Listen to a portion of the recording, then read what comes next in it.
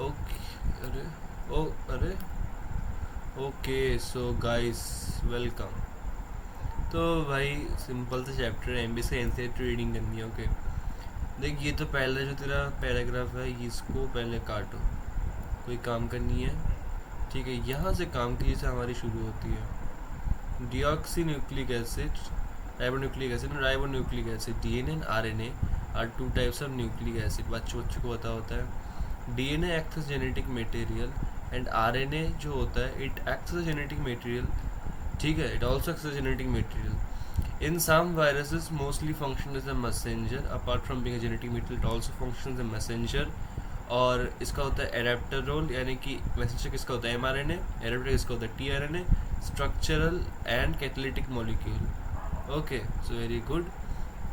और you can technically skip this para क्योंकि कोई काम का नहीं है। ठीक है, तो इस पैरा के अंदर हम लोगों ने क्या पढ़ा कि हमारा जो न्यूक्लिक एसिड होता है, the nucleic acid which we have can be broadly categorised into DNA and RNA. ठीक है, डीएनए क्या होता है जेनेटिक मटेरियल। ठीक है, आरएनए क्या होता है, RNA can function as a messenger. ठीक है, जो तुम बाद में पढ़ोगे एमआरएनए, थोड़ा ओवरव्यू। ठीक है, एडाप्टर मॉलिक्यूल जो तुम पढ़ोगे फ्रांसिस क्रिक का एडाप्टर हाइपोथेसिस रहता है, कौन होता है टीआरएनए। फिर होता है स्ट्रक्चरल एंड कैटालिटिक रोल, ये किसका होता है आरएनए का, राइबोसोमल आरएनए का। Okay, this is what the first para is telling me about. और this is what the first para is all telling about. Okay, नीचे आते हैं। ये सब बेकार है, ये सब बेकार है भाई, ये सब बेकार है, जस्ट सिंपली स्किप इट। हाँ, तो यहाँ से कुछ काम की बात है। DNA is a long polymer of deoxyribonucleotides. ठीक है, लेंथ ऑफ डीएनए किससे डिफाइन होता है, it is defined by number of nucleotides. Fine, ठीक है। It is also characteristic property of an organism. ठीक है, अब ये जो कुछ नंबर है ये तुमको याद करने पड़ेंगे। Bacteriophage known as psi 1745386। Bacteriophage का कितना होता है 48502। ई को लेकर कितना होता है 4.6 × 10⁻6। हैप्लॉइड काउंटिंग कितना होता है, हैप्लॉइड अगर इतना होगा तो डिप्लॉइड कितना होगा, डबल होगा। तो थोड़ा लिख ही देता हूँ। यहाँ पे इन लोगों ने बोला है कि देखो बेटा, जो डीएनए होता है, DNA is a something like this, is a long polymer यानी कि चेन।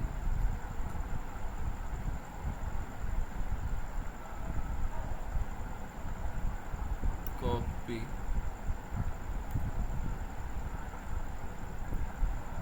पेस्ट,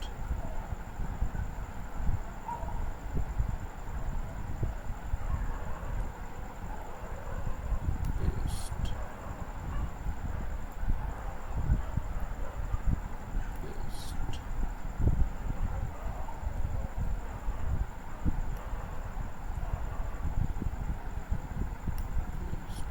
ऐसे, तो यहाँ पे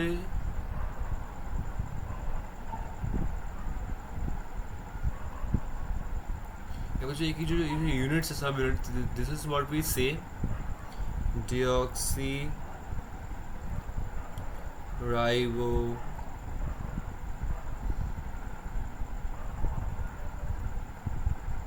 न्यूक्लियोटाइड, यानी कि what that is DNA is a long chain। Chain को ही हम प्यार से पॉलीमर बोलते हैं, polymer of deoxy ribo nucleotide. Okay, now this is the first point which you have said, The second point is length of DNA. So length of DNA is equal to number of nucleotide. Okay fine, समझ गया.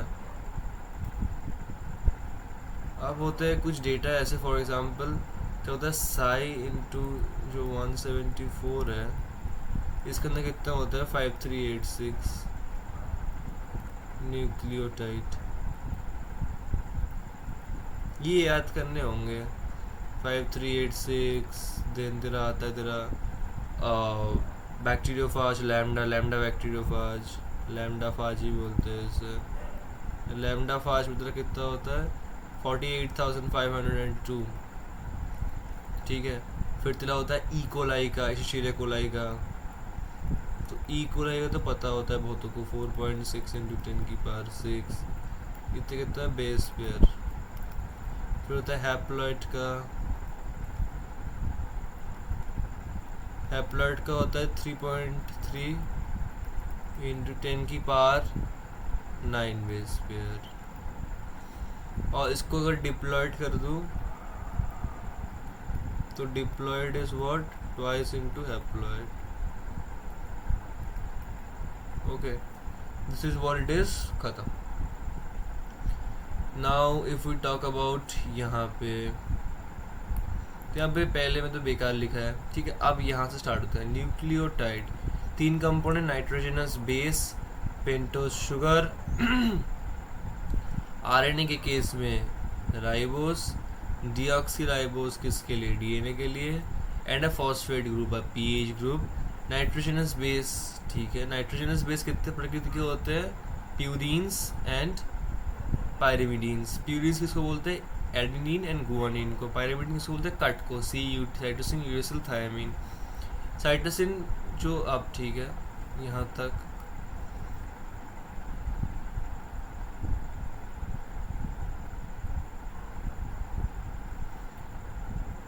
Nucleotide तेरा कुछ इस प्रकृति का होता है.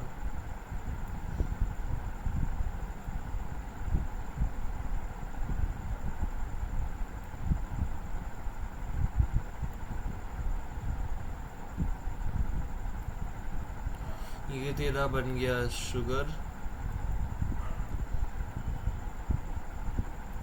ये तेरा बन गया नाइट्रोजनस बेस, ये तेरा बन गया 5', दिस वाज 1', 2', 3', 4', और 4' में ऐसे लगा तो फॉस्फेट ग्रुप. ठीक है. सो कितने कंपोनेंट हुए, 3 कंपोनेंट. 3 कंपोनेंट, 3 कंपोनेंट कौन से. एक तो होगा शुगर. अगर डीएनए है तो कौन सा होगा, डीऑक्सीराइबोस. एक, अच्छा रुको, और अगर आरएनए हुआ तो क्या होगा, राइबोस. फिर क्या आता है, फॉस्फेट. फिर क्या आता है, NB, nitrogenous base. Nitrogenous base can be of 2 types, purines. और एक और क्या होता है,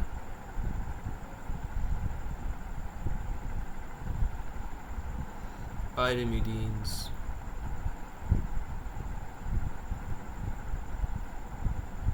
ठीक है. Purine and pyrimidine. पायरिमिडीन को किसको, प्यूरिन का कौन से होते हैं, ए एंड जी. इसमें कौन सा होता है, CUT. ठीक है, कट, वही लिखा है. Cytosine is common for both. Now the thing is cytosine is common for both DNA and RNA. Thymine जो होता है it is present in DNA. Uracil is present in RNA at the place of thymine. Nitrogenous base is linked to the किससे, कौन से bond से, इन glycosidic linkage से, to form a nucleoside.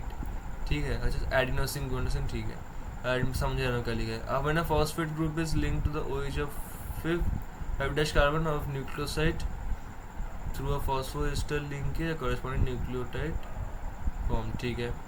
To nucleotides are linked by 3,5 phosphodiester linkage to form a dinucleotide.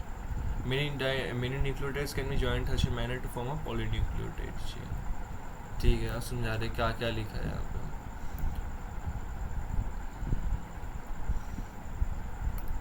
They are saying that कि देखो आपका जो RNA है वेल और आपका जो DNA है, how does RNA differ from DNA? पहले तो RNA के अंदर होता है यूरेसिल, इसके अंदर होता है थाइमिन, ठीक है। इन प्लेस ऑफ यूरेसिल इसके अंदर होता है thymine. Okay, very well. What is common for both of them? For both of them common is cytosine and guanine. Okay, so ये वाला जो पॉइंट लिखा है यहाँ पे, uracil is present in RNA at the place of thymine, clear fine. Now they are talking about some bonds. Okay, bonds को यहाँ पे बताते हैं, इसको ज़रा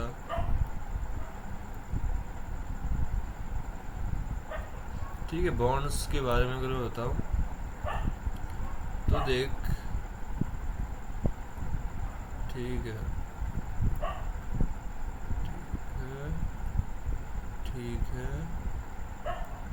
क्यों भाई, क्यों?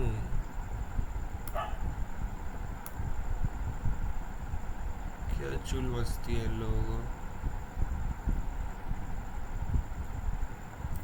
खैर कोई ना।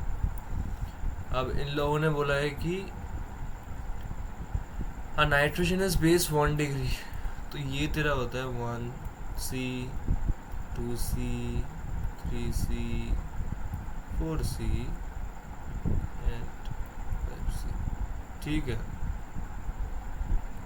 अब इस वाले कार्बन पे अगर मैं एक नाइट्रोजनस बेस चिपका दूँ तो ये जो तेरा बॉन्ड है, इस बॉन्ड का नाम होता है N ग्लाइकोसाइडिक लिंकेज। ओके, और ये कौन है? शुगर। और ये बना क्या? What is the structure called? The structure is called nucleoside. What is the nucleoside? Nucleoside is sugar plus nitrogenous base. That's what it is written over here.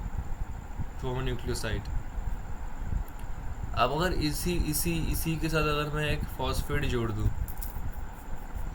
अगर इसी स्ट्रक्चर में मैं एक फॉस्फेट 5वीं कार्बन में ऐसे उल्टा करके, अगर मैं यहाँ पे एक फॉस्फेट हुआ,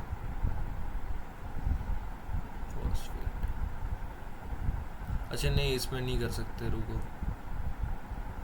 इस स्ट्रक्चर में नहीं कर सकते, गलत बन जाएगा। अबे भाई रुक, क्या है?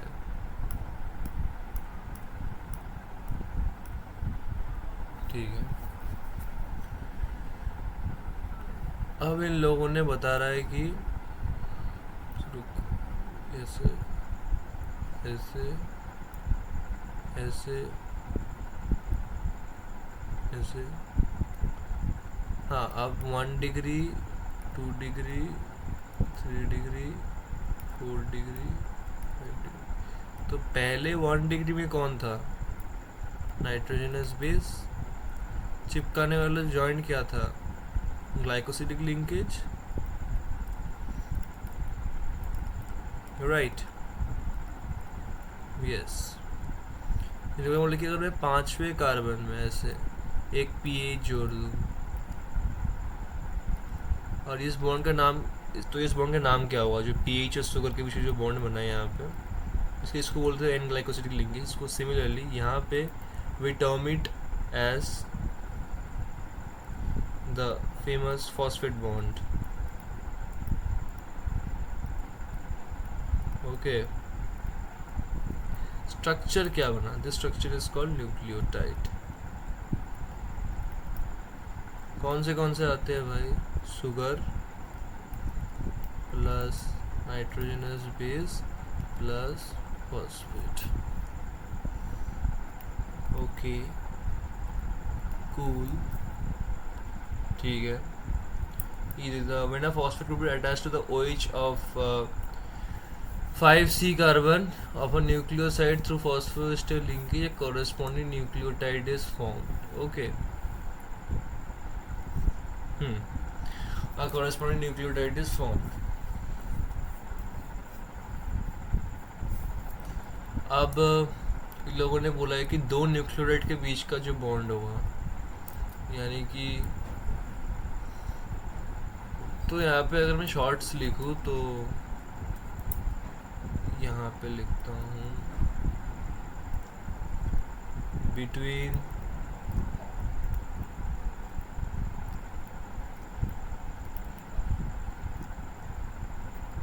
शुगर एंड एन बी कौन सा, N glycosidic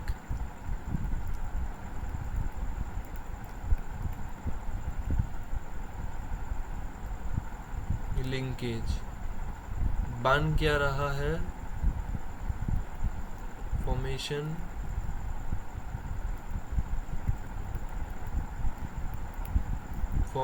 of nucleoside. That is, nucleoside is what? Nucleoside is sugar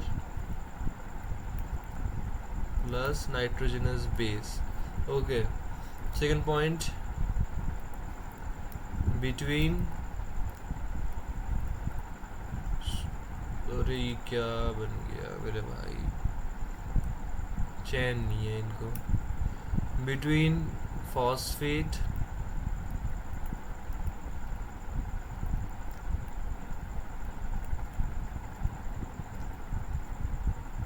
कौन सा बॉन्ड होता है भाई, फॉस्फेट बॉन्ड, राइट. एंड अच्छा रुको, एक और चीज, फॉर्मेशन क्या हो रहा है, formation of nucleotide. What is nucleotide? Sugar plus amino acid. अरे यार क्या नाइट्रोजनस बेस की जगह अमीनो एसिड लिख दिया, काहे का डॉक्टर हूँ भाई मैं. Sugar plus nitrogenous base plus तेरा फॉस्फेट पीएच. ठीक है. अब अगर ये लोग बोल रहे कि between two nucleotides, okay, between two nucleotide, तो वो तेरा होता है जगह की लिखने की नहीं है, 3,5 फॉस्फो डायस्टर ग्रुप 3,5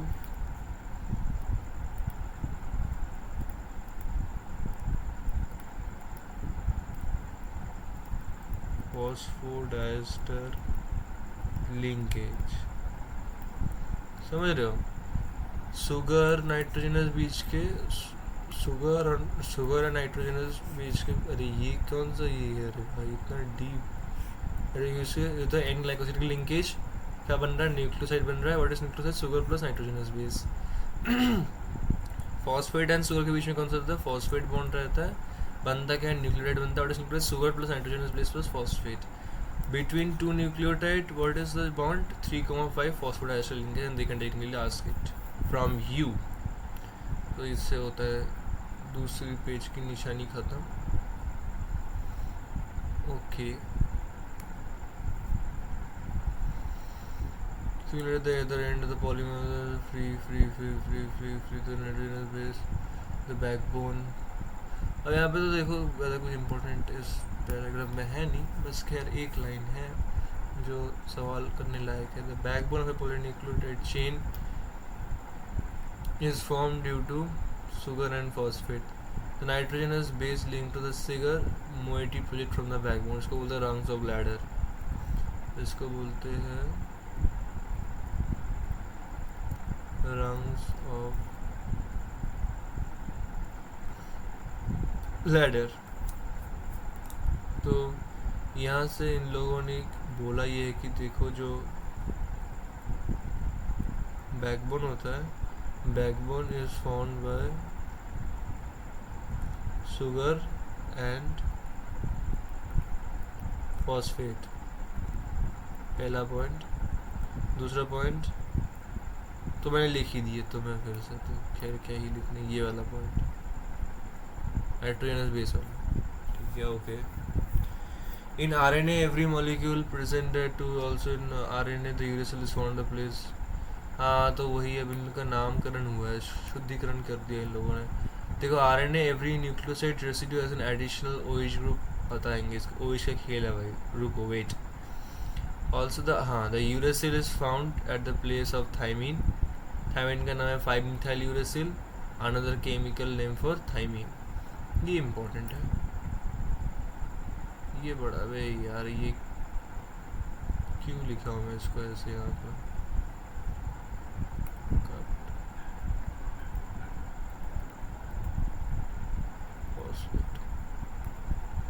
हाँ तो भाई थाइमीन का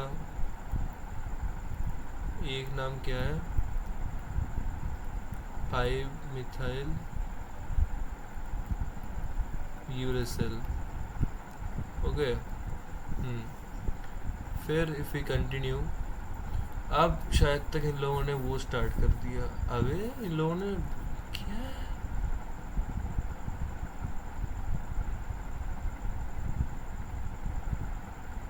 क्या,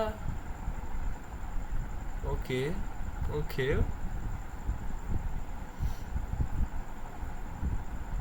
देखो तुमने कुछ नोटिस किया यहाँ पे, इसके बीच के अगर हम एनसीईआरटी को देखें तो ये गायब वाइब है क्या? रुको रिसेंट एनसीईआरटी देखने दो मैं।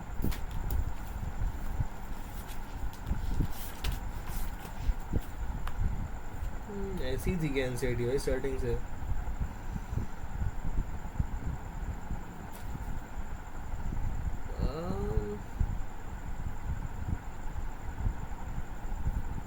हो सकता है, नहीं हो नहीं, यही है भाई, सॉरी सॉरी। सही है सही है।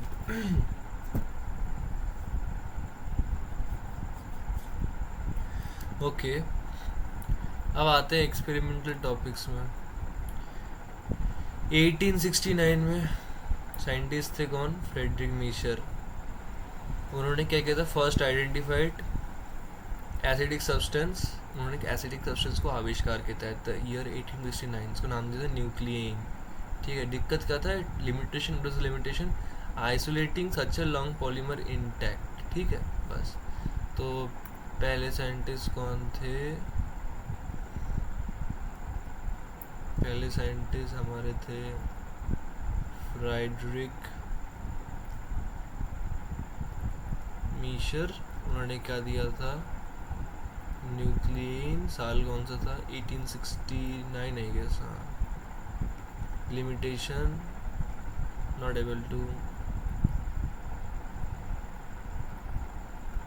Able to isolate intact long polymer. उतना बड़े को भाई नहीं कर पाते भाई, इंटैक्ट लॉन्ग पॉलीमर। और हाँ एक और चीज़, लाल किसे मार्क कर रहा हूँ, जो तेरा न्यूक्लियन जो तेरा है ना,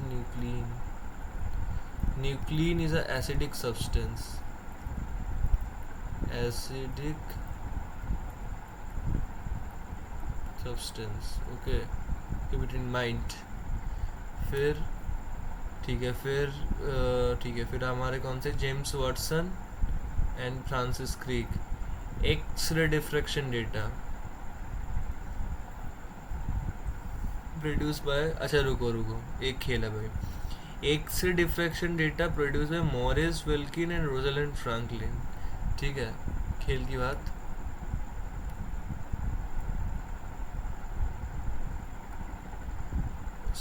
क्या हो रहा है आज मेरे हैंड राइटिंग को।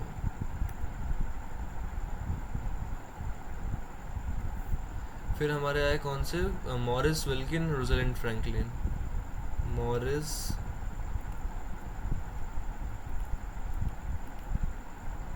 Wilkin and Rosalind Franklin, they gave what, DNA diffraction, अरे यार, X-ray diffraction data, they gave X-ray diffraction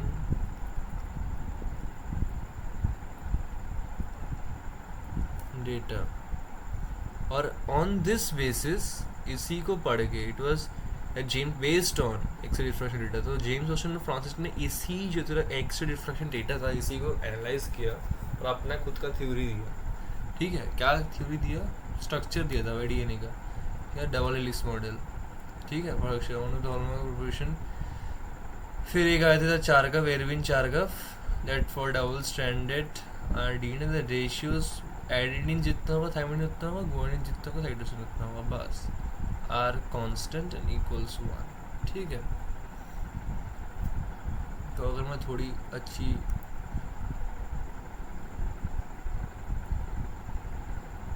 based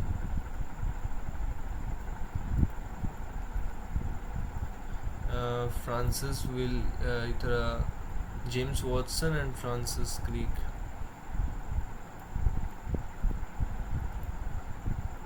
James, अगर तेरे को एनसीईआरटी भरना है तो भाई जैसे मैं कर रहा हूँ साइड वही से लिखते हैं ना, James Watson and Francis Crick,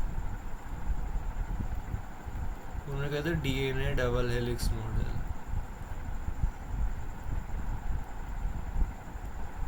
DNA double helix model. ठीक है, फिर एक थे हमारे अरे यार, फिर एक था तेरा एरविन चारगफ,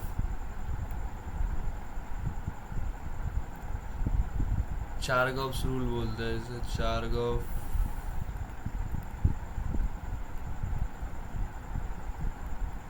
फॉर डीएनए, डीएनए के लिए होता है भाई, आरएनए के लिए नहीं होता। For DNA A by T is equal to C by G is equal to 1। ठीक है, ओके,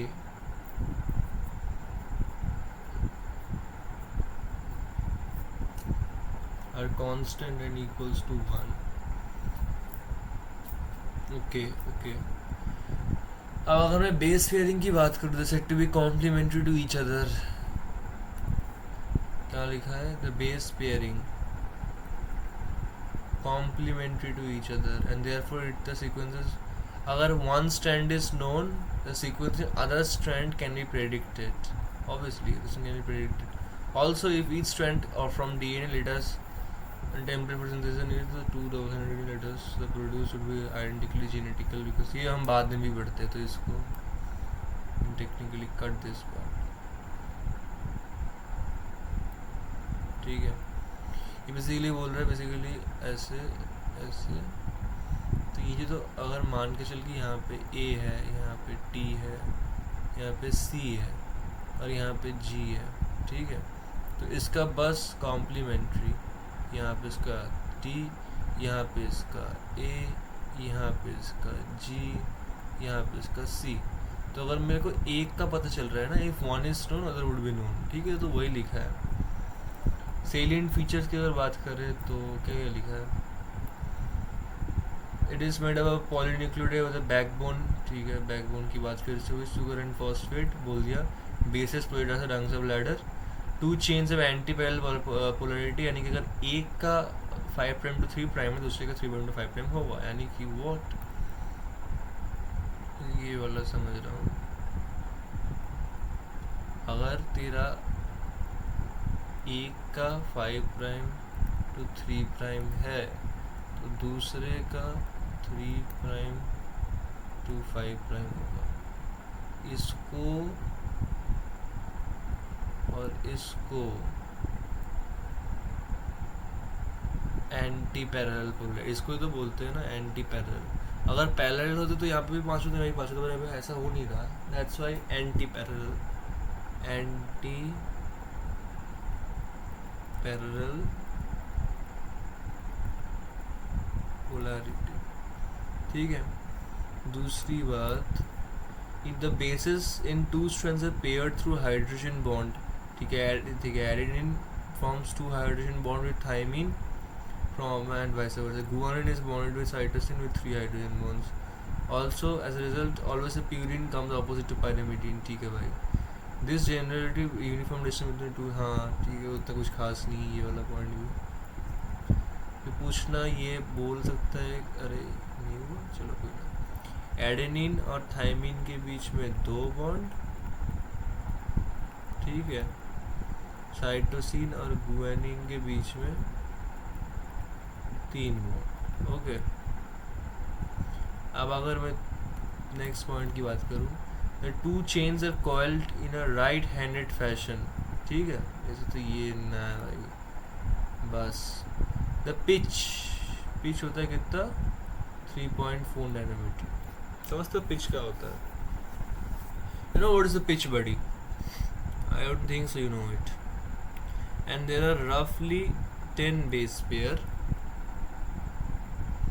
in a turn. ठीक है। The distance between a base pair in a helix is approximately 0.34 nanometer. Between a base pair मतलब basically यहाँ पे समझा रहा हूँ। अगर मान के चल के ये, ठीक है, यहाँ पे तेरा एडेनिन है, यहाँ पे तेरा थायमीन है, जो डिस्टेंस होता है, डिस्टेंस बिटवीन 2 बेस, ये होता है 0.34 nanometer. Okay, so if अब एक मतलब बेसिकली तेरा जो एक एमिनो एसिड है वो तेरा कंट्रीब्यूट करता है कितना, 0.34 नैनोमीटर। इफ देयर आर, अब बेसिकली इन लोगों ने बोला है कि 10 टर्न्स, ठीक है, 10 base pair in each turn. देख क्या लिखा दे रहा है, रफली 10 base pair in each turn. एक, अब देख, रुक हटाओ, मैंने ऐसे एक बार गोल, एक बार तो बेसिकली एक बार ऐसे चक्री घुमाई नहीं यार,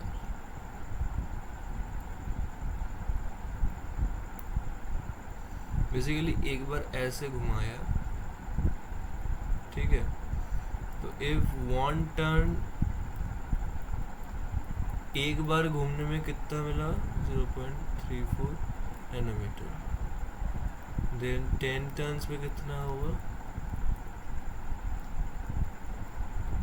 0.34 इंटू 10 यानी कि 3.4 nanometre.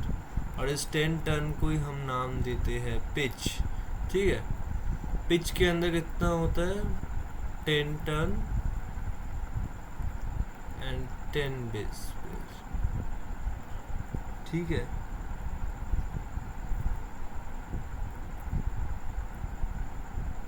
The plane of base pair stacks over on each other, तो ये तो यार, but confers, हाँ, in addition to the hydrogen bonds confers stability of the helical structure, ये important है। ये तेरा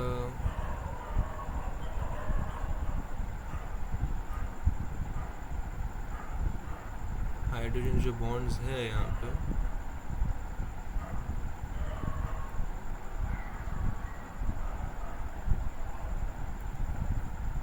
ये तेरा हाइड्रोजन बॉन्ड्स है यहाँ, ठीक है। इनका एक और काम होता है, कन्फरिंग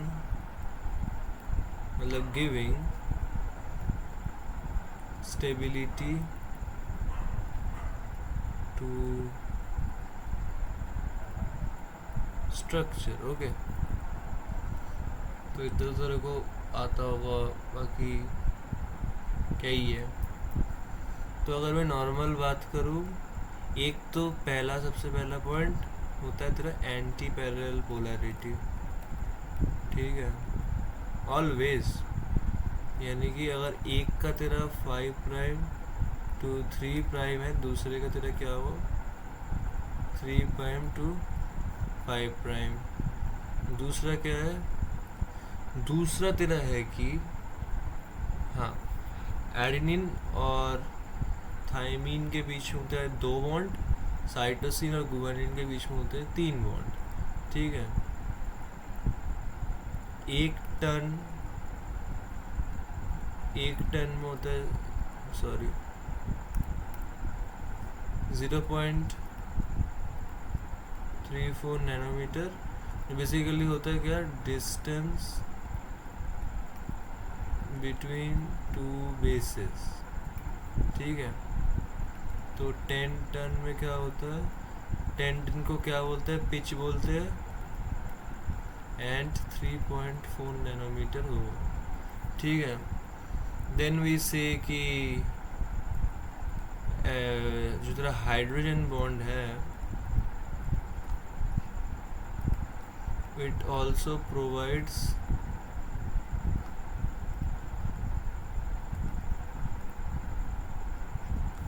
स्टेबिलिटी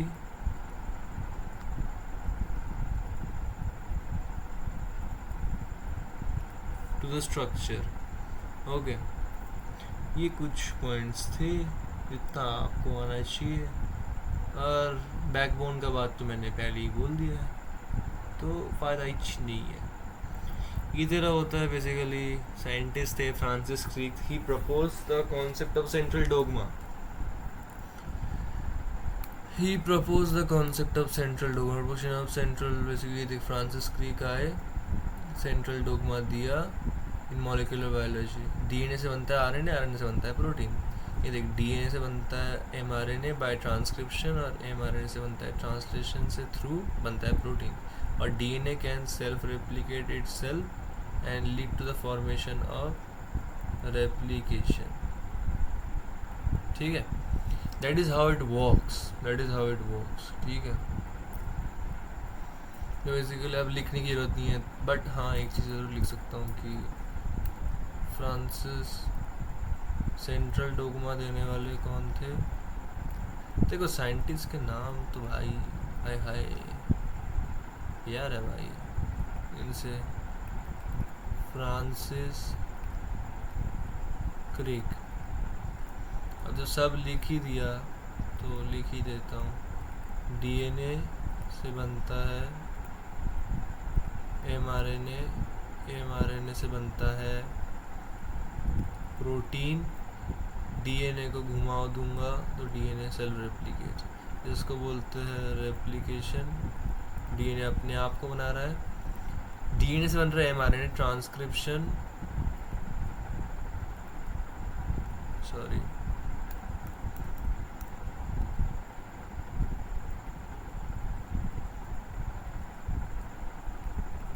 और एमआरएनए से बन रहा है प्रोटीन बाय ट्रांसलेशन, ओके। बस अब आते हैं पैकेजिंग ऑफ डीएनए हेलिक्स। भाई देख, जो पैकेजिंग वाला पार्ट है ना, यहाँ से सवाल कुछ पर्टिकुलर जगह से ही पूछते हैं। अब देख, डीएनए होता है बहुत ज़्यादा लंबा, ठीक है, बहुत बड़ा होता है, तो उसको अगर मैं ऐसे लंबा करके फैला दूँ ना, तो वो करीब होता है कुछ 2.2 मीटर का। ये देख लिखा है, किसकी इकोलाई की बात हो रही होगी यहाँ पे, लिखा नहीं है बट एक्चुअली इकोलाई का ही है। It comes to be approximately 2.2 metres, ठीक है। और दैट इज 6.6 इंटू, हाँ कर लेते तो 2.2 मीटर से आता होगा। तो if the length of can you, okay पहाड़ में जाए, ठीक है। तो एक बहुत लंबा होता है, तो उसको ना मतलब सटाने के लिए पैक करना होता है। तो पैक कैसे करते हैं, पैक करने के भी कुछ नियम होते, तरीके होते हैं। देख, प्रोकैरियोट्स में no defined nucleus, not have a defined nucleus. DNA होता है scattered, the DNA not scattered, sorry. DNA होता है negatively charged, held with some proteins, proteins के पास कौन सा होता है, पॉजिटिव चार्जेस। रीजन को क्या बोलते हैं, रीजन को होता है nucleoid, and DNA in that nucleoid, हाँ तो प्रोकैरियोट्स की अगर हम बात करें, प्रोकैरियोट की ज़िंदगी बड़ी बदतमीज ज़िंदगी है भाई। पहली बात, नो न्यूक्लियस, नल्ला। दूसरा कि तेरा प्रोकैरियोट्स में डीएनए नेगेटिवली चार्ज्ड। वेल, तो डीएनए तो नेगेटिवली चार्ज होता ही है वैसे, प्रोकैरियोट हो या यूकैरियोट हो, ठीक है। Not scattered, DNA not scattered, ठीक है। कहाँ होता है ये, मतलब बेसिकली नॉट स्कैटर्ड, रुको इसको ना, ब्लैक हेल्ड विथ प्रोटीन, ठीक है। प्रोटीन कौन से होते हैं, पॉजिटिव, ठीक है। दूसरा तीसरा D is held in region, जिस जगह में पाया जाता है उस जगह को नाम देते हैं न्यूक्लियोइड। क्या नाम देते हैं, न्यूक्लियोइड। Okay fine, interesting. फिर अगर we technically speak about eukaryotes, much more complex. It is a set of positively charged basic proteins called histones. A protein acquires charge depending upon abundance of amino acid. Histones are rich, ये पूछेगा, addition in basic amino acid lysine and arginine. Both the amino acid carries positive charges, बाहर में जाए। अगर 8 molecule हो गए तो octamer कहते हैं। नेगेटिवली चार्ज डीएनए होता है, रैप किया जाता है, rap along the positively charged octamer to form a wrapped along a positively charged histone octamer, इसको बोलते हैं न्यूक्लियोसोम, ठीक है। अ टिपिकल न्यूक्लियोसोम के अंदर 200 base pair of DNA helix, 200 base pair होता है। Nucleosome consist of chromatin, it consist of chromatin. Chromatin क्या होता है, कलर्ड बॉडीज होते हैं, they are seen in nucleus. Nucleosome in chromatin कैसे दिखते हैं, बीड्स ऑन स्ट्रिंग स्ट्रक्चर की तरह दिखते हैं when viewed from an electron microscope. And beads on structure in chromatin, अगर मैं इसको फर्दर पैकेजिंग करूँ, chromatin is packaged to form chromatin fibres, और फर्दर अगर कॉइलिंग करवाऊँ एंड कंडेंस करवा दूँ तो इट फॉर्म्स मेटाफेज स्टेज में। अगर वो आ गया मेटाफेज स्टेज में, अगर वो आ गया तो it will metaphase stage of cell to form chromosome, हाँ it forms chromosome. Packaging of chromatin, ठीक है, अब रुको ख़त्म ही कर देते हैं। और अगर मेरे को इससे कहते हैं, नहीं क्रोमैटिन के बाद कहते हैं क्रोमैटिन फाइबर के बाद कहते हैं क्रोमोसोम। क्रोमोसोम से भी अगर आगे मेरे को पैकेजिंग करवाना है तो we require this non natural chromosome NAC proteins, ठीक है। कुछ रीजन होते हैं जो होता है in a typical some region of chromatin loosely packed, कुछ होता है क्रोमोसोम के क्रोमैटिन के कुछ रीजन होते हैं जो are loosely packed and stains light and refer to as euchromatin. अच्छा, क्रोमैटिन की जो वो वाला हिस्सा जो लूजली पैक्ड है एंड जो लाइट स्टेनिंग दिखाता है, इसको बोलते हैं euchromatin. And euchromatin is also transcriptionally active, ठीक है। अब जो तरह डेंसली पैक्ड होता है एंड जो डार्क स्टेन दिखाता है, यानी कि जो तरह काला रंग दिखाएगा, इसको बोलते हैं हेट्रोक्रोमैटिन।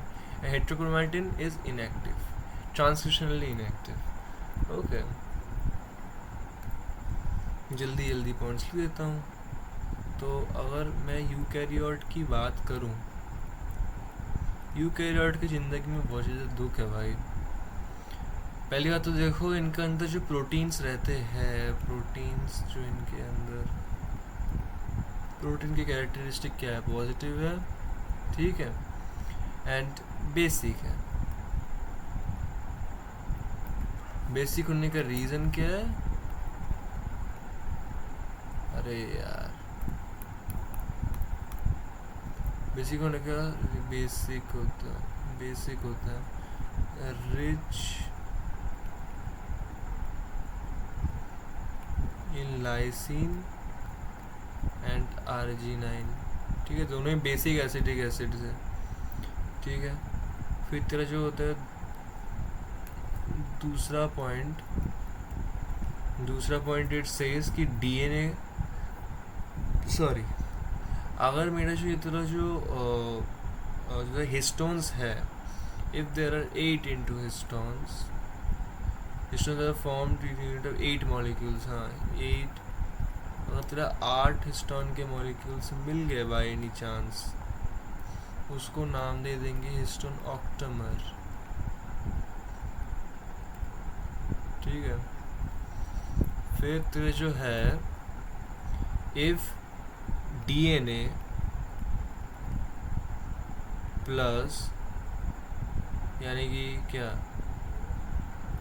रैप्ट, रैप्ट किसके साथ, ऑक्टेमर के साथ, पॉजिटिवली चार्ज हिस्टोन ऑक्टेमर। और ये जो ऑक्टेमर है this is also positively, ultimately you know this proteins are positively charged. DNA plus wrapped along histone octamer, अगर ऐसे कर दिया तो बन जाएगा हमारा न्यूक्लियोसोम। ठीक है, अब न्यूक्लियोसोम के कुछ गुण है भाई, जैसे क्यों nucleosome contains what, it contains 200 base pair of, अरे यार it contains 200 base pair of DNA helix. ठीक है, ओके। एंड और क्या कंसिस्ट करते हैं, 200 बेस पेयर एंड क्रोमैटिन। ठीक है, क्रोमैटिन का दिखता है भाई, क्रोमैटिन अपीयर्स टू बी, अगर मैं शेप की बात करूँ, शेप ऑन माइक्रोस्कोप की अगर मैं बात करूँ कि on microscope how does it look, तो it look something beads on string. इन सारे पॉइंट से PYQs बन सकते हैं मेरे भाई। Okay, beads on string, so then comes that beads on string. अब देख यहाँ पे लिखता हूँ, अब देखो chromatin fibre, okay, chromatin fibres are sorry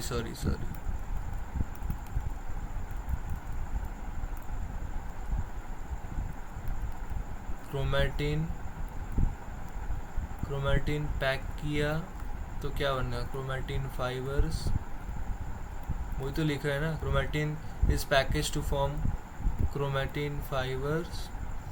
chromatin fibres are further coil, उनको अगर मैं कॉयल करवा दूँ ऐसे तो it forms what, chromosome. Chromosome stage कौन सा होता है भाई, metaphase stage. Okay, metaphase stage भाई साहब। और अगर मेरे को इससे भी ज़्यादा हायर कॉइलिंग करनी है, मतलब इससे भी आगे कुछ बनाना है, तो इस रिक्वायरमेंट है, रिक्वायरमेंट क्या है, रिक्वायर्ड NAC। NAC क्या होता है, नॉन हिस्टल क्रोमोसोमल प्रोटीन। अब हिस्टोन से काम नहीं चलेगा, नॉन हिस्टोन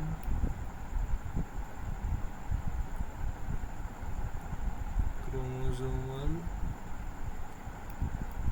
प्रोटीन। हाँ ठीक है, अब जो तेरा होता है क्रोमैटिन, ठीक है, तो थोड़ी चर्चा क्रोमैटिन पे करते हैं। क्रोमैटिन के दो हिस्से हो सकते हैं, पॉसिबिलिटीज़। एक वो जगह जो लूजली पैक्ड है, ठीक है, एक वो जगह जो तेरा, वो जगह जो डेंसली पैक्ड है। जो तेरा लूजली पैक्ड है, it also gives light staining. जो डेंसली पैक्ड है, it gives you dark staining. D for densely, D for dark. ये जो होता है ट्रांसक्रिप्शनली एक्टिव होता है, सब NCERT की लाइनिंग्स है भाई, उसको मैं बगल में लिख रहा हूँ, बता क्या ही करूँ मैं। Transcriptionally active and this is transcriptionally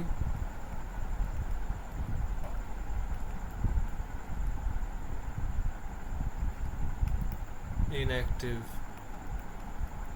है ना. And this is we name as euchromatin, and this is we name as heterochromatin. Okay, that's how it is. बाकी तो कोई दिक्कत नहीं है. Now search for genetic material. एक भगदौड़ मची साइंटिस्टों के बीच में कि we have to discover that how and what is our actual genetic material. Is it the protein, is it the DNA, is it the RNA, what it is, how can we judge it, how can we search for it. ठीक है, तो ये जो part है बेकार है. ठीक है, no need to study it. बाकी यहाँ पे मैंने जितनी भी एनसीईआरटी पढ़ाई है भाई, सब काम के है भाई, सब काम के टॉपिक्स हैं. पूरी जो एनसीईआरटी मैंने पे लिखी है, समाई हुई है इसके अंदर, एक एक पॉइंट से सवाल बन सकता है. आई कैन बैट इट भाई कि एक एक पॉइंट से सवाल बन सकता है और बहुत इजीली बनेगा. जैसे तेरा अगर मैं बोलूँ तो ये सवाल है लाइसिन एंड आर्जिनिन का बेसिक जो है, ये सवाल है. 200 बेस पेयर, ये सवाल है. NICs, ये सवाल है. यूक्रोमेटिन के ऊपर तो पता नहीं कितनी बार सवाल पूछ रखा है. यूक्रोमेटिन हेटेरोक्रोमेटिन को बच्चे कन्फ्यूज होते हैं, इसके ऊपर पूछेगा. That's why. So you know आपको आना चाहिए सब चीज़ें. ठीक है, अगर अब पहला transforming principle given by Frederick Griffith. Scientist के नाम भाई, एक सवाल तो साइंटिस्ट के ऊपर से आएगा ही आएगा. काम किसके ऊपर करते हैं? Streptococcus pneumoniae, a bacteria responsible for pneumonia. Witness a miraculous transformation in the bacteria during the course of his experiment. A living organism bacteria had change in the physical form. तो उन्होंने basically when Streptococcus pneumonia bacteria are grown on a cultural plate, some produce smooth shiny colonies while others produce rough colonies. ठीक है, S strain bacteria have a mucus coat. ठीक है, आर्श इनके पास नहीं होता है. माइस इन्फेक्टेड विथ एस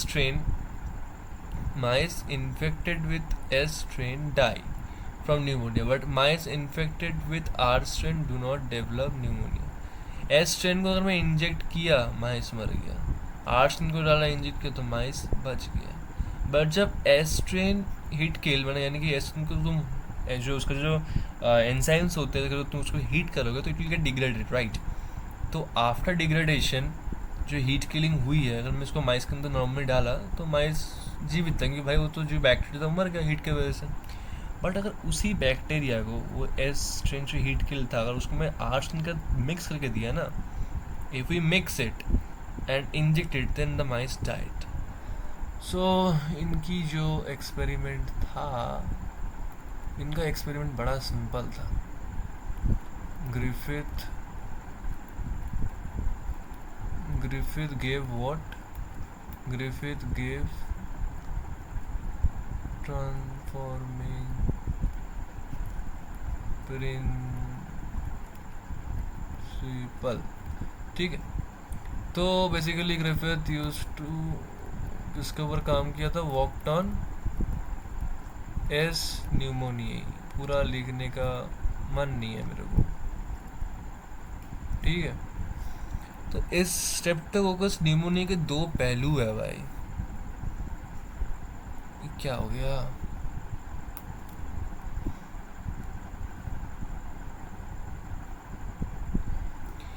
एक तो तेरा होता है कॉलोनीज, बेसिकली यहाँ पे मैं लिख दे रहा हूँ कॉलोनी. एक तो था तेरा शाइनी स्मूथ कॉलोनी, शाइनी नहीं लिखना चाहिए, स्मूथ कॉलोनी. एक तो था तेरा रफ कॉलोनी. फायदे की बात, स्मूथ कॉलोनी जो तेरे थे, स्मूथ कॉलोनी म्यूकस कोट है.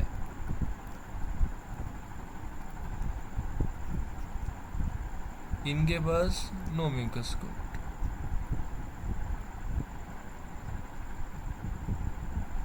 No no mucus coat. इनका जो म्यूकस कोट है it is virulent, ultimately the coat makes it virulent. Non mucus coat यानी कि नॉन वायरुलेंट। ओके, मैंने चूहे को लिया,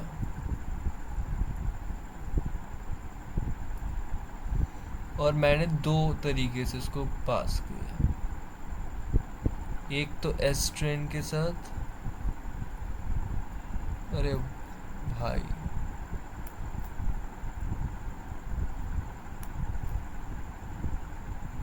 एस स्ट्रेन के साथ, तो माइस डाइड। किसके वजह से? Due to pneumonia. Very obvious कि वो जो कोट था ना दैट वाज टॉक्सिकेटिंग, बट अगर मैंने हीट किल करके दिया,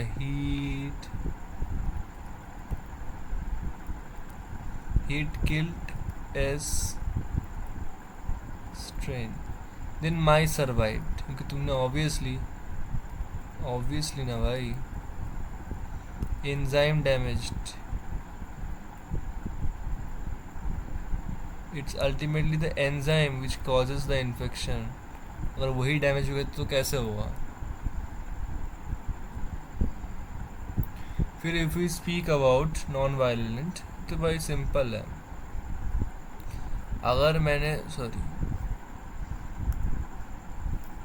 मैंने माइस को, चूहे को लिया, ठीक है, पहले कंडीशन में मैंने नॉर्मली आर स्ट्रेन के साथ डाला, ठीक है, माइस लेफ्ट ऑब्वियसली। बट अगर मैंने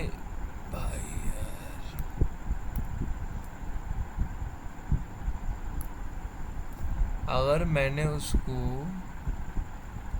आर स्ट्रेन, जो क्योंकि रीजन क्या था, R strain non infectious, right,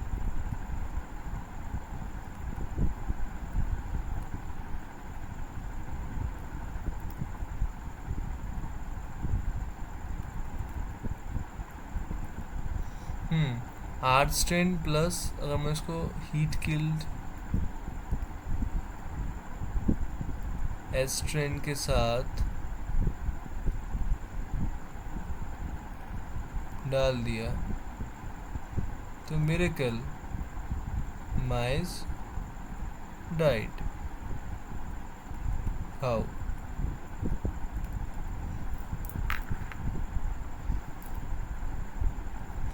तो इस हाउ का जवाब ये है कि माइस died.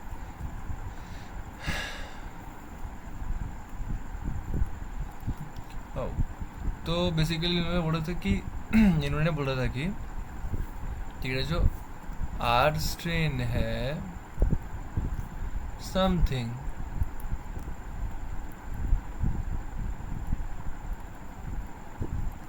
converted it into S strain,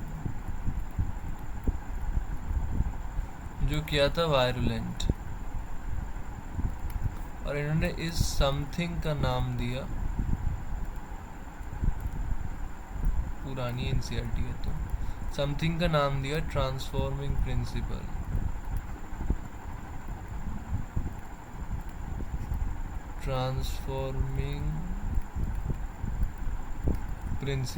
okay fine. अब अगर मैं थोड़ा और ये देख क्या लिखा है, concluded that R strain bacteria had somehow been transformed by the heat killed, some transforming principle transferred from the heat killed S strain, वो heat killed S strain से आया, had enabled the R strain to synthesize a smooth polysaccharide code ultimately, यानी कि basically become virulent, and this must be due to the transfer of genetic material. However, the biochemical nature of genetic material was not defined. तो इन लोगों ने बोला कि बेटा तुम्हारे पास are है बट हीट किल्ड है, ठीक है, तुम्हारे पास सॉरी सॉरी सॉरी सॉरी बाप फिर से लग गया। तुम्हारे पास एस है बट वो हीट किल्ड है। अब क्या हुआ, तुमने इसके ऊपर डाला, मतलब बेसिकली क्या था, पहले तुम्हारे पास, अब तुम्हारे पास एक और भी तो है आर। अब आर स्ट्रेन जो है, इन्होंने बोला कि R strain bacteria has somehow transformed by the heat, some transforming principle. इससे कुछ ट्रांसफॉर्मिंग प्रिंसिपल निकले आर स्ट्रेन से, ट्रांसफॉर्मिंग प्रिंसिपल निकले आर स्ट्रेन से, यहाँ से निकले, और इस हीट किल्ड स्ट्रेन को, फॉरगॉट एस तो नहीं होता, प्रिंसिपल, और इस हीट किल्ड स्ट्रेन को कन्वर्ट कर दिया इनटू एक्टिव स्ट्रेन।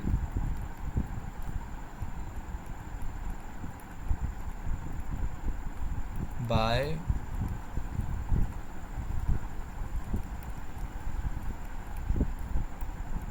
कैसे, by formation of protein code. कि अल्टीमेटली वही तो तेरा था जो वायरुलेंट था।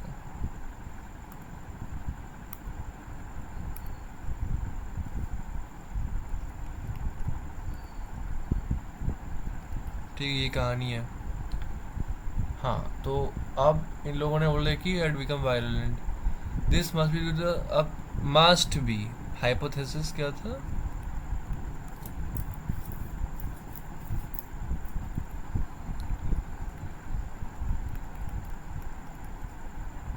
Transfer of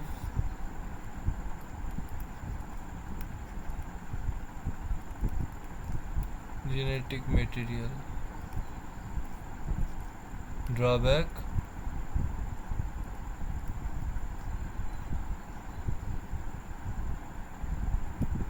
chemical nature not known,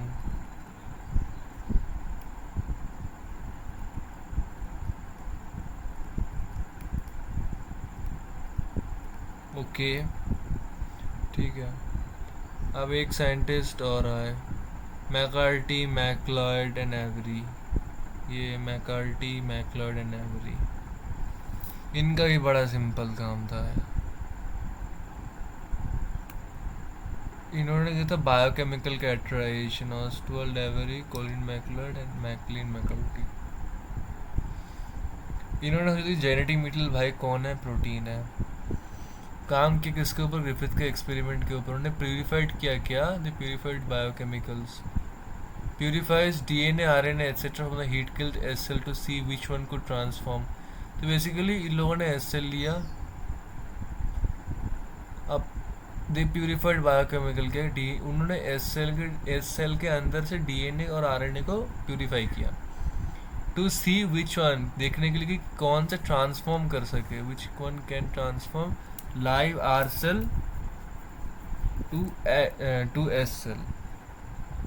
ठीक है, DNA alone from S bacteria cause R bacteria to be transformed. They also discovered that protein digestive enzyme proteases and RNA digestive enzyme RNAs did not affect transformation. The transforming principle was not a protein or a RNA. Digestion with DNAs did inhibit transformation. Addition the DNA caused the transformation. They concluded that DNA is a hereditary material. हाँ ठीक है, समझ गया। बहुत चीज़ें actually है इन लोगों ने। इन लोगों ने बोला कि भाई, इन लोगों ने क्या किया कि एक ने ऐसा कंटेनर लिया, पहले तो देखो बायोकेमिकल,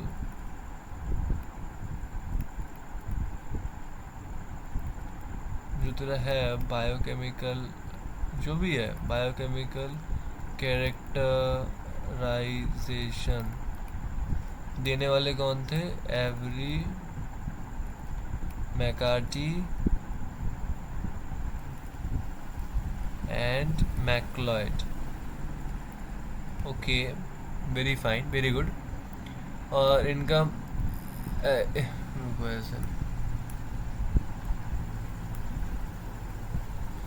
इन लोगों ने सोचा, एक्सपेक्टेड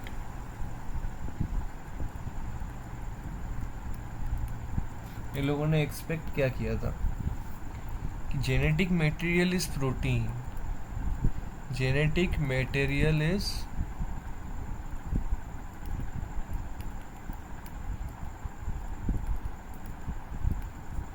प्रोटीन। तो वेल दैट्स रॉन्ग खैर, बट इन लोगों का एक्सपेरिमेंट देखेगा तो ये बोले कि अरे वाह क्या एक्सपेरिमेंट किया था, क्योंकि मेरे को ये वाला एक्सपेरिमेंट बहुत ज़्यादा पसंद है टेक्निकली।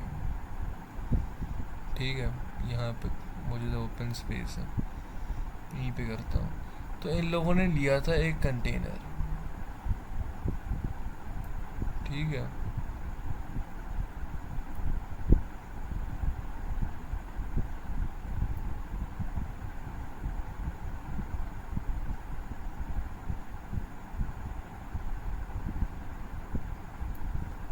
इसके अंदर लिया था SRNA। अबे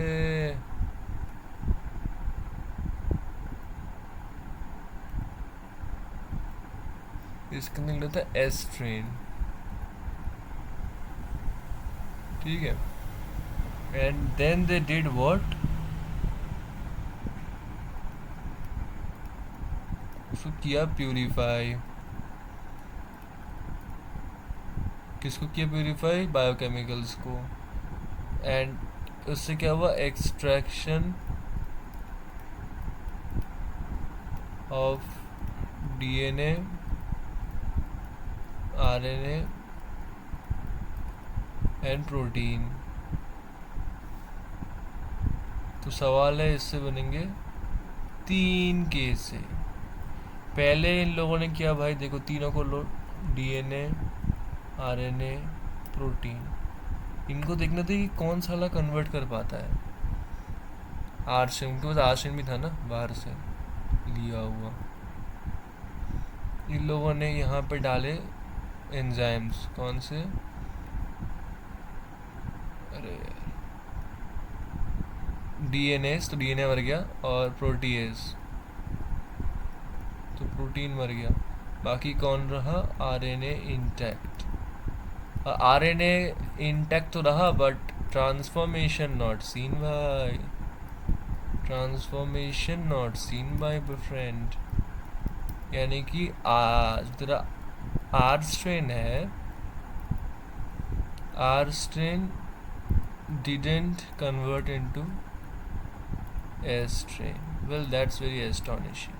खैर उन लोगों ने फिर से लिया DNA, RNA, protein. Okay, I appreciate it. इस बार उन्होंने मारा डिफरेंट चीज़ें, जैसे उन्होंने मारा DNAs, RNAs, उनको मिला प्रोटीन। भाई प्रोटीन से भी ट्रांसफॉर्मेशन नहीं दिखा यार।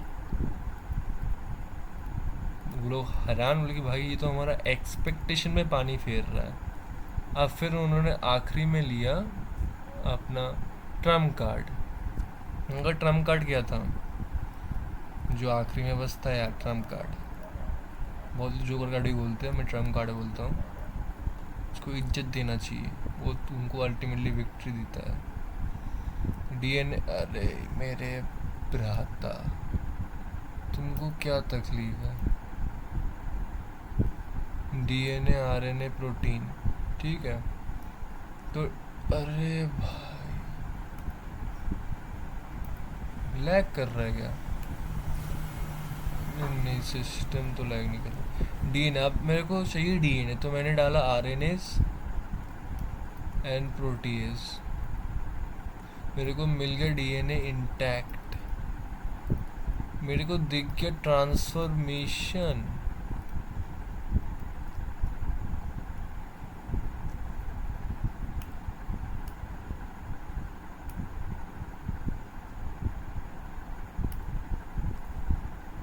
मेरे को दिख गया transformation and I was happy, क्योंकि जो तेरा R स्ट्रेन था now came and converted it into S strain. Well, so that's enjoying. ठीक है, तो इससे प्रूव होगा कि भाई तो जो एक्चुअली DNA है, it is ultimate genetic material. कह रहा उसके बाद आया था unequivocal proof. Unequivocal proof was Alfred Hershey and Martha Chase. है ना, Alfred Hershey and Martha Chase. Yes, it was given by Alfred Hershey and Martha Chase. रुक जा, पानी पी लेंगे.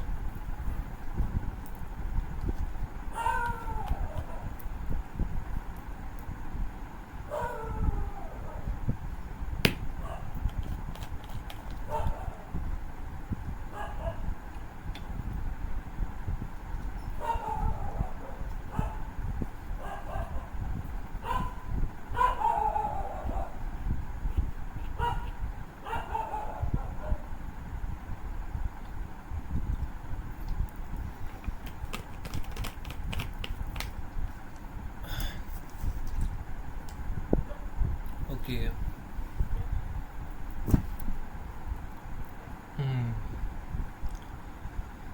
ओके, सो अब आते हैं हम अनइक्विवोकल प्रूफ पे. Unequivocal proof given by Alfred Hershey and Martha Chase worked on bacteriophages. Bacteriophage attached to the bacteria and genetic material enters the bacterial cell. हाँ, ये तो पता है, बैक्टीरियल सेल अटैच होता है बैक्टीरिया से और अपना जो अंदर का जो जेनेटिक मटेरियल रहता है it enters the bacterial cell treats the virus. अब ये तो नहीं करते भाई, लाइसिस से तो बेकार पार्ट दे दिया इन लोगों ने.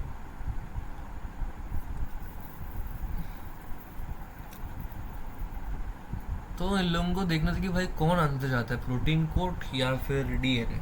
सो वेल, टू क्लासीफाई इट,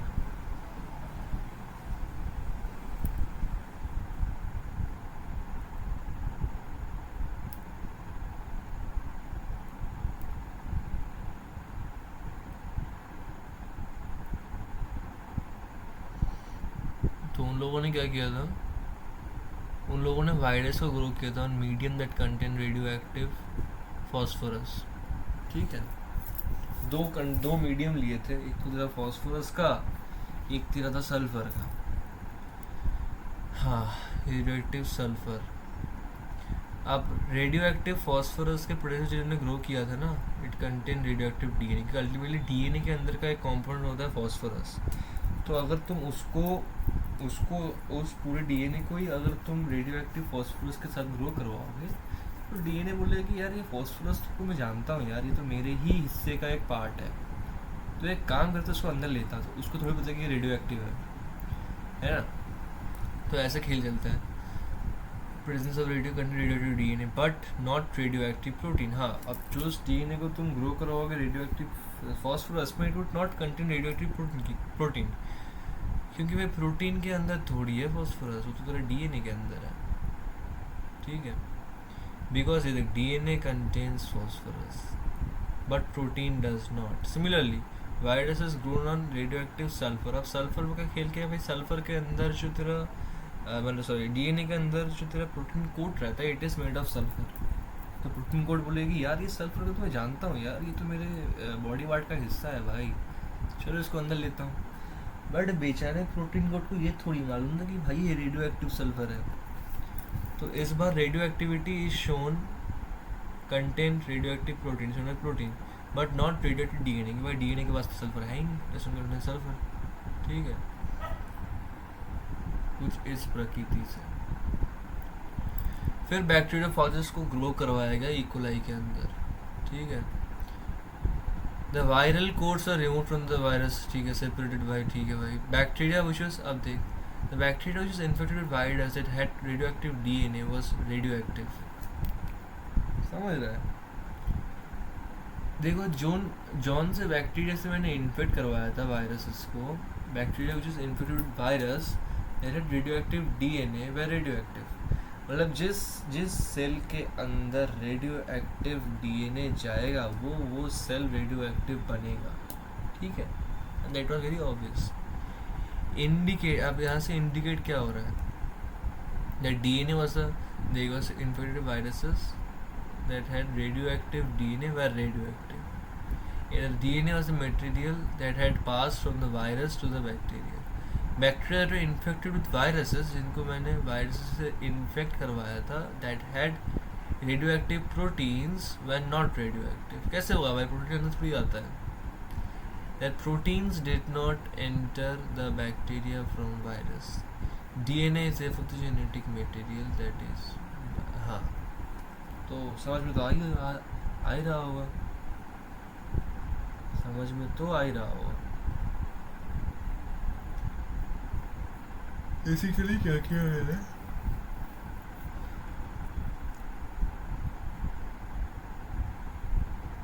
मैंने लिया बैक्टीरियोफाज, मैंने लिया, रुको ऐसे नहीं बनाऊंगा,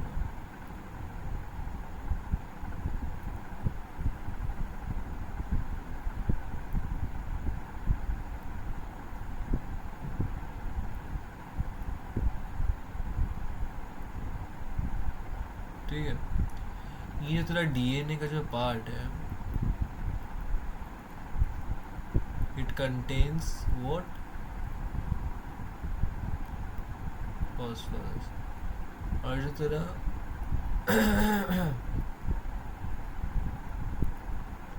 जो प्रोटीन कोट है, इट कंटेन्स सल्फर। तो इफ इसको मैं दो कंडीशन में ग्रो करवाया, इफ ग्रोन इन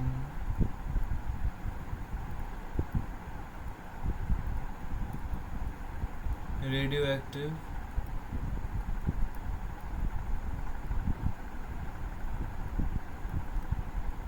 और इसको भी लिख रहा हूँ, if grown in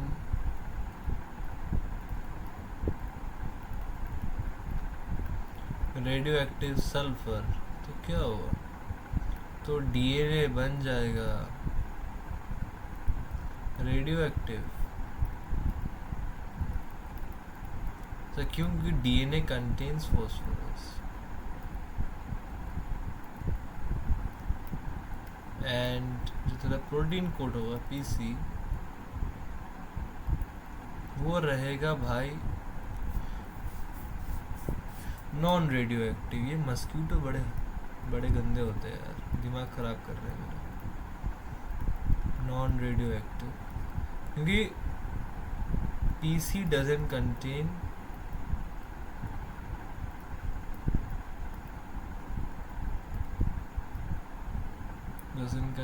पी। अब यहाँ पे क्या दिख रहा था, डीएनए था, वो था non radioactive, reason you know it very well.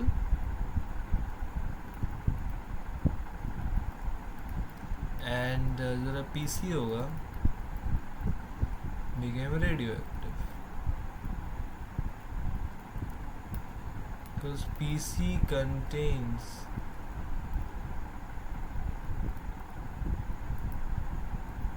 Sulphur.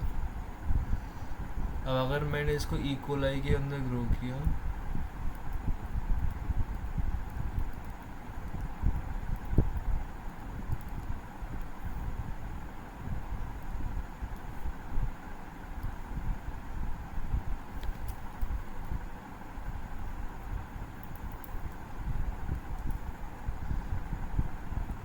दो केस,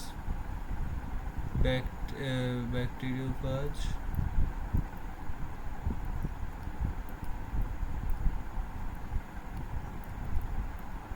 with radioactive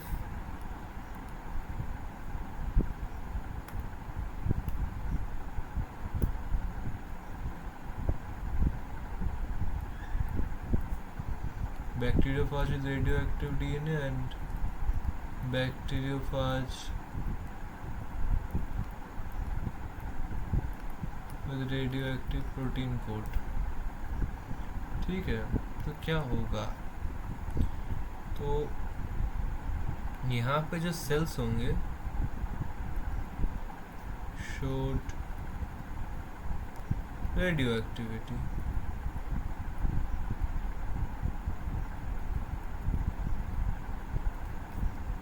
यहाँ पे क्या हुआ, sales does not show radioactivity. It means what? It means that is radioactive DNA passed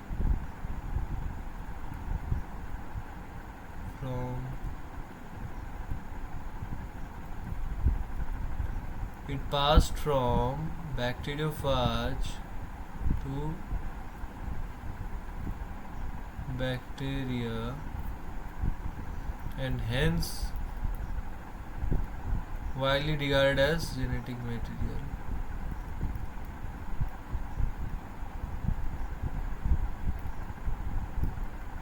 ठीक है,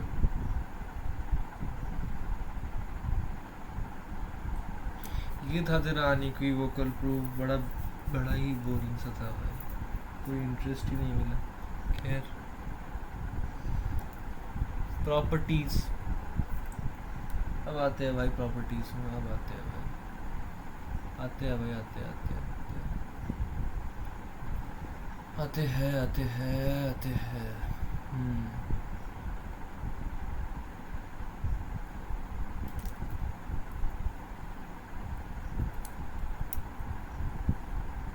ये वाला पार्ट कोई काम का नहीं, ये वाला पार्ट कोई काम का नहीं.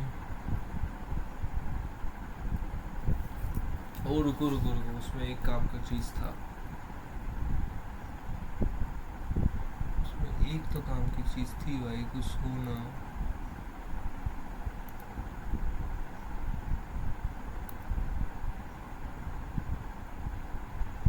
इसमें एक काम का चीज था भाई, सॉरी मिस्ड इट. देख, जनरली डीएनए जेनेटिक मटेरियल रहता है, बट आरएनए भी जेनेटिक मटेरियल होता है कुछ वायरसेस के लिए. For example TMV, tobacco mosaic virus, and qv bacteriophage. समझ रहा है?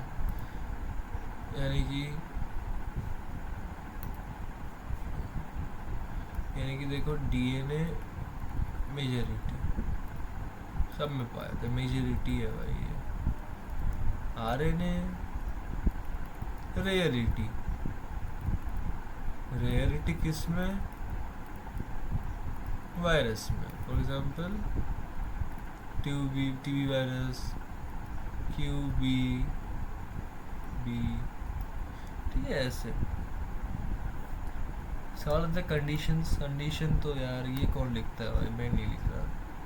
रेप्लिकेशन बनाना चाहिए अपने आप का. It should be able to replicates. Chemically structurally stable होना चाहिए.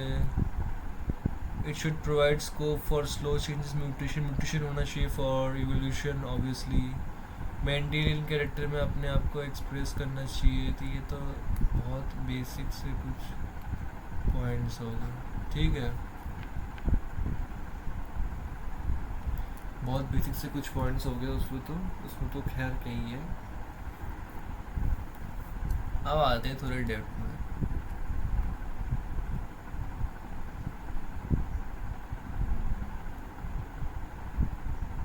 Genetic material should be stable and enough to change with different stages of life cycle. हाँ ठीक है, stability was very evident. Please destroy further separated. हाँ ये देखो, further to OH group present at every nucleotide in RNA is a reactive group and makes RNA labile and easily degradable. ठीक है, RNA is also now known to be catalytic, hence reactive. Therefore, DNA chemically is less reactive and structurally more stable when compared to RNA. Therefore, among both the nucleic acid, the DNA is a better genetic material. ठीक है, थोड़ा और पढ़ते. The presence of thymine at the presence of uracil also confers additional stability to DNA. ठीक है, both DNA and RNA are able to mutate In fact, RNA being unstable mutated at a faster rate. Consequently, viruses having RNA genome have a shorter lifespan, mutate and evolve faster. RNA can directly code for synthesis. हाँ, ये important है. Hence can easily express characters, but DNA is dependent. DNA depend किसके ऊपर? RNA के ऊपर for synthesis of protein. The protein synthesizing machinery has evolved around RNA. RNA and DNA both can function as genetic material, but DNA being more stable is preferred for storage information. For transmission of genetic information transmission के लिए we prefer RNA. वैसे तो नहीं है कि मैं लिख के काम छोड़ दूंगा, ना भैया ना भैया ना, मैं लिख के तो काम छोड़ने वाला वैसे हूँ नहीं. ठीक है, बता रहा हूँ, रुक जा भाई यार, नींद बड़ी तगड़ी आ रही है. खैर कोई ना. देख ये लोग बोल रहे कि देख स्ट्रक्चरली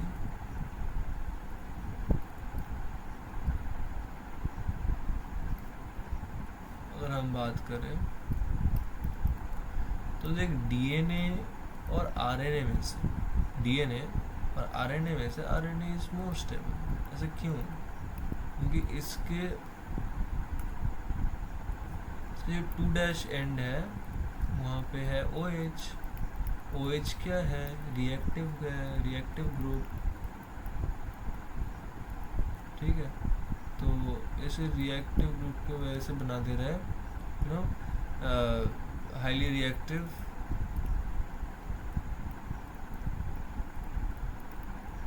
एंड केमिकली नहीं and highly reactive and easily degradable.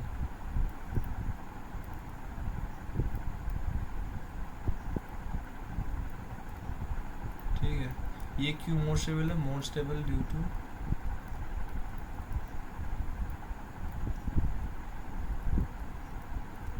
Presence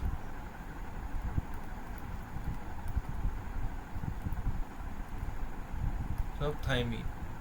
तो वही लिखा है 2' ग्रुप होता है, रिएक्टिव ग्रुप होता है, आरएनए लेवाइल होता है यानी कि वेरी मच रिएक्टिव.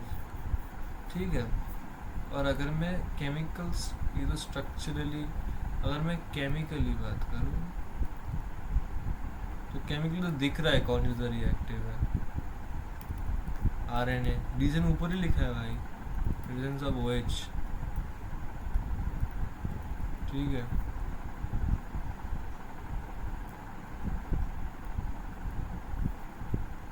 अब जो होता है DNA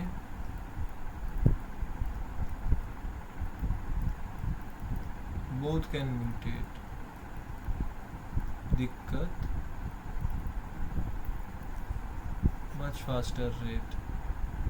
RNA can do it in a much faster mutation. ठीक है, much faster mutation. ओके, अब जो होता है dependency.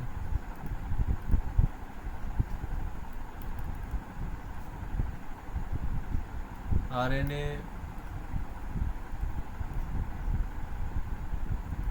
codes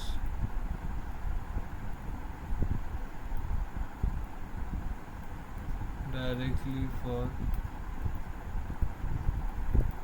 protein that is independent,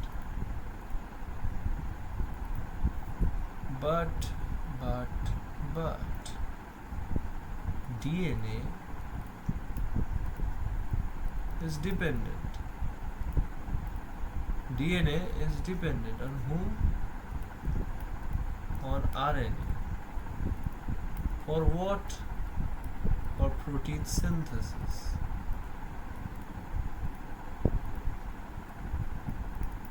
कि अल्टीमेटली RNA तो होता है mRNA के ऊपर होता है कोडॉन. ठीक है, अब वो जो कोडॉन रहता है उसके ऊपर उस कोडॉन को रीड करने के लिए window adapter molecule which we name as tRNA.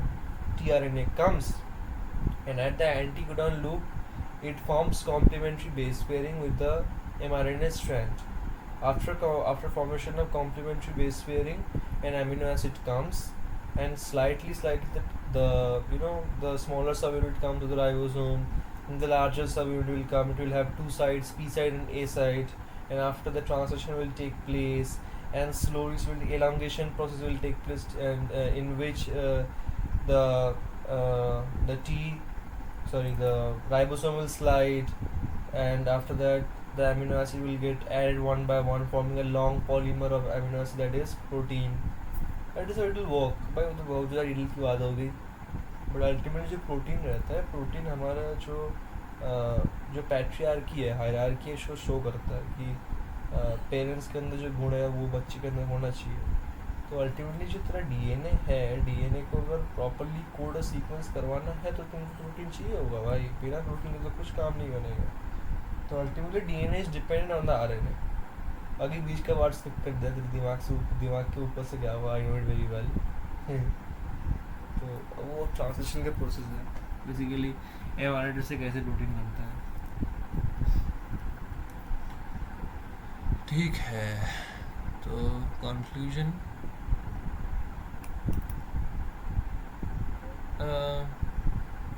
DNA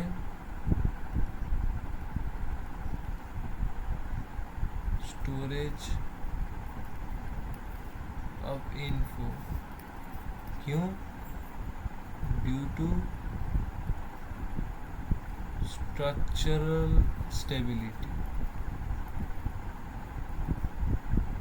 RNA transmission of info. ठीक है.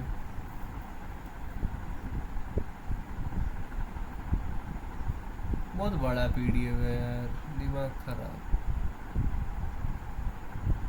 इतना करने में फट के 4 हो चुका है. क्या कोई ना, आई नॉट गिव अप. खैर ये वाला जो पार्ट है ये तो बेकार पार्ट है भाई. ये कौन पढ़ता है? कहाँ से लग गया? RNA was the first genetic material. सीधा हो जा, सीख बात चुका. ठीक है. Life processes evolved. RNA used to act as genetic material. ठीक है. As well as a catalyst, क्योंकि वो reactive रहते हैं ना बहुत ज़्यादा. There are some but RNA being a catalyst was reactive and hence unstable. Therefore, DNA has evolved from RNA with chemical modification that make it more stable. DNA being double-stranded. अब अच्छा, इन लोगों का बोलना बड़ा सिंपल है कि देखो RNA जो था वो था तुम्हारा फर्स्ट जेनेटिक मटेरियल दोस्त. ओके. अब इसमें क्या था, ये था अब देख, रिएक्टिव कैटलिस्ट यानी कि रिएक्टिव, एंड रिएक्टिव का अगर मैं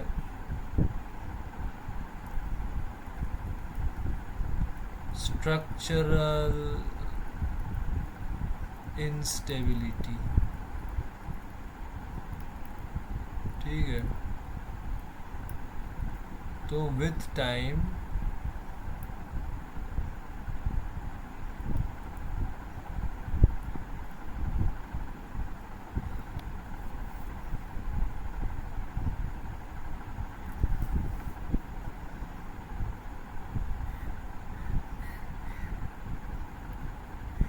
तरीका रुक.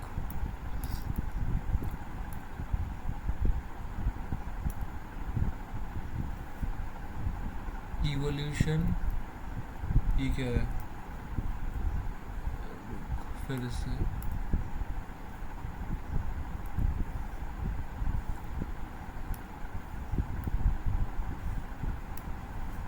इवोल्यूशन हुआ और डीएनए बन गया. DNA formed, and DNA formed with chemical modifications. और क्यों केमिकल मॉडिफिकेशन क्यों किया?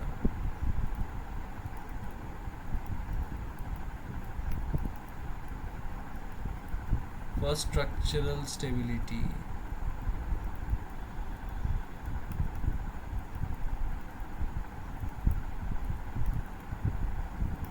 ठीक है, ये था सिस्टम. रेप्लिकेशन. ओके.